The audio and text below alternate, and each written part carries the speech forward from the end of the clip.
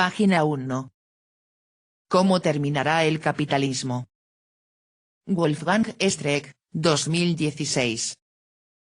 Ensayos sobre un sistema en decadencia. Introducción. 0.1. El capitalismo, su muerte y vida de ultratumba. El capitalismo ha sido siempre una formación social improbable, llena de conflictos y contradicciones y, por lo tanto, permanentemente inestable y en cambio constante, enormemente condicionada por apoyos contingentes y precarios históricamente, así como por acontecimientos e instituciones restrictivos. La sociedad capitalista puede describirse a grandes rasgos como una sociedad progresista en el sentido que daban a esa palabra Adam Smith y la Ilustración, una sociedad que ha acoplado su progreso a la generación y acumulación continua e ilimitada de capital productivo efectuada mediante una conversión, gracias a la mano invisible del mercado y la mano visible del Estado, del vicio privado de la codicia material en beneficio público. El capitalismo promete un crecimiento infinito de la riqueza material mercantilizada en un mundo finito mediante el recurso a la ciencia y la tecnología modernas, lo cual convierte a la sociedad capitalista en la primera sociedad industrial, que recurre a la expansión sin fin de mercados libres, esto es, en disputa y sometidos a condiciones de riesgo, situados al abrigo de un Estado protector hegemónico, que ejecuta políticas de apertura de la actividad mercantil a escala tanto nacional como internacional. Como versión de la sociedad industrial, la sociedad capitalista se distingue por el hecho de que su capital productivo colectivo se acumula en manos de una minoría de sus miembros que gozan del privilegio legal, en forma de derechos de propiedad privada, de disponer de tal capital en cualquier forma que les convenga, incluso dejarlo ocioso o transferirlo al extranjero. De esto se deriva, en particular, que la gran mayoría de los miembros de una sociedad capitalista deben trabajar bajo la dirección, por mediada que sea, de los propietarios privados de los instrumentos que necesitan para ganarse la vida y en los términos establecidos por los propietarios en consonancia con su deseo de maximizar la tasa de aumento de su capital.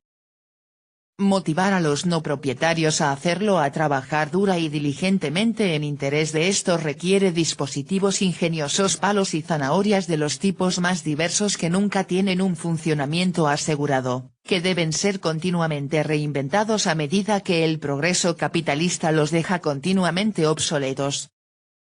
Las tensiones y contradicciones presentes en la configuración político-económica capitalista propician como un resultado siempre posible la quiebra estructural y la crisis social del sistema. La estabilidad económica y social bajo el capitalismo moderno debe asegurarse en un contexto de turbulencia sistémica producida por la competencia y la expansión, que se hallan en un difícil equilibrio y conocen un resultado siempre incierto. Su éxito depende, entre otras cosas, de la oportuna aparición de un nuevo paradigma tecnológico o del desarrollo de necesidades y valores sociales que complementen las necesidades cambiantes de un crecimiento económico continuo. Por ejemplo, para la gran mayoría de sus miembros, una sociedad capitalista debe arreglárselas para convertir el temor siempre presente de quedar apartado del proceso productivo, debido a la reestructuración económica o tecnológica, en la aceptación de una distribución altamente desigual de la riqueza y el poder generados por la economía capitalista y una creencia en la legitimidad del capitalismo como orden social. Para eso se necesitan dispositivos institucionales e ideológicos muy complicados e inevitablemente frágiles. Lo mismo ocurre con la conversión de trabajadores inseguros para asegurar su obediencia en consumidores confiados que cumplan alegremente sus obligaciones sociales de consumo, incluso frente a la incertidumbre fundamental de los mercados de trabajo y empleo. A la luz de la inestabilidad inherente a las sociedades modernas basadas en una economía capitalista y configuradas dinámicamente por ella, no es de extrañar que las teorías del capitalismo, desde que el concepto fue utilizado por primera vez a principios del siglo XIX en Alemania y a mediados del mismo siglo en Inglaterra, fueran siempre también teorías de la crisis. Esto es cierto no solo en lo que se refiere a Marx y Engels, sino también para autores como Ricardo, Mill, Sombart, Keynes, Hilferding, Polanyi y Schumpeter, todos los cuales esperaban de una forma u otra ver el fin del capitalismo durante su vida.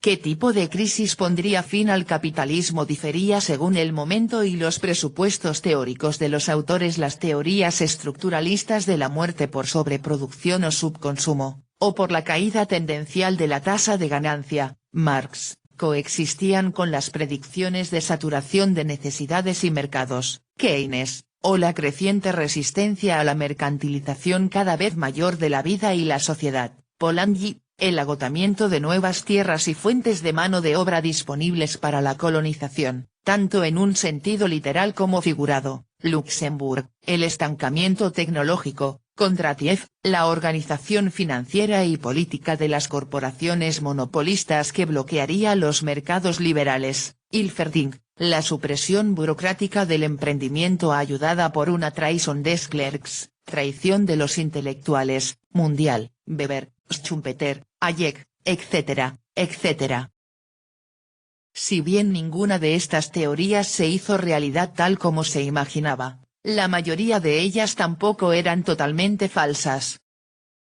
De hecho, la historia del capitalismo moderno puede escribirse como una sucesión de crisis a las que el capitalismo solo sobrevivió al precio de profundas transformaciones de sus instituciones económicas y sociales, salvándose de la quiebra por vías imprevisibles y muchas veces involuntarias. Visto de este modo, que el orden capitalista todavía subsista puede parecer menos impresionante que el que estuviera tantas veces al borde del colapso y tuviera que cambiar continuamente, dependiendo a menudo de apoyos exógenos contingentes que no podía movilizar endógenamente. El hecho de que el capitalismo haya logrado sobrevivir hasta ahora a todas las predicciones de su muerte inminente no tiene por qué significar que siempre será capaz de hacerlo. No hay ninguna prueba inductiva al respecto y no podemos descartar la posibilidad de que la próxima vez la caballería que el capitalismo pueda requerir para su rescate no aparezca a tiempo. Una breve recapitulación de la historia del capitalismo moderno servirá para ilustrar este punto. El capitalismo liberal del siglo XIX tuvo que hacer frente a un movimiento obrero revolucionario y domesticarlo políticamente mediante una compleja combinación de represión y cooptación, que incluía la participación democrática en el poder y la reforma social. A principios del siglo XX, el capitalismo tuvo que servir a los intereses nacionales en guerras internacionales, convirtiéndose así en un servicio público bajo los regímenes de planificación de una nueva economía de guerra, ya que la propiedad privada y la mano invisible del mercado parecían insuficientes para suministrar las capacidades colectivas que los países necesitaban para prevalecer en los conflictos bélicos internacionales. Después de la Primera Guerra Mundial, la restauración de una economía liberal capitalista no produjo un orden social viable y cedió el paso en buena parte del mundo industrializado al comunismo o al fascismo, mientras que en los países centrales de lo que se iba a conocer como Occidente el capitalismo liberal fue gradualmente sustituido, tras la Gran Depresión, por el capitalismo keynesiano administrado por el Estado. De ahí nació el capitalismo del Estado democrático del bienestar de las 3 primeras décadas de posguerra, que retrospectivamente resultaron ser el único periodo en el que coexistieron bajo el capitalismo el crecimiento económico y la estabilidad social y política logrados mediante la democracia, al menos en los países de la OCDE donde el capitalismo llegó a recibir el calificativo de avanzado.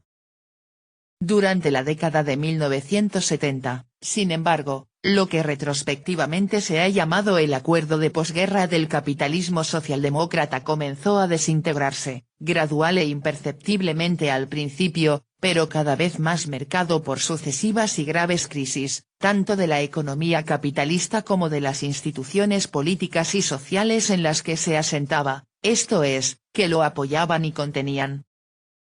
En este periodo se produjo una intensificación de las crisis y una profunda transformación del mismo, cuando el capitalismo tardío, tan impresionantemente descrito por Werner Sombart en la década de 1920, dio paso al neoliberalismo. Página 20.